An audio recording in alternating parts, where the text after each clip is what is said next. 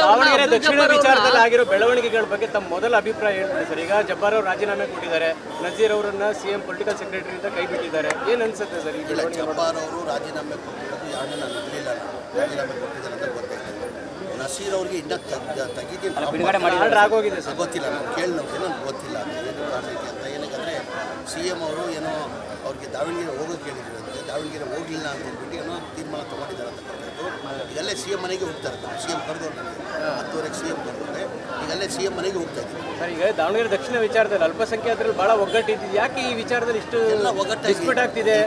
ನಮ್ಮ ಸಮುದಾಯದವರೇ ಎಗೇನೆಸ್ಟ್ ಮಾಡಿದ್ರು ಅಂತೇಳಿ ಎಲ್ಲ ಬಂದು ಪ್ರೆಸ್ ಮೀಟ್ ಮಾಡ್ತಾರೆ ಕೆಪಿಸಿಸಿಲಿ.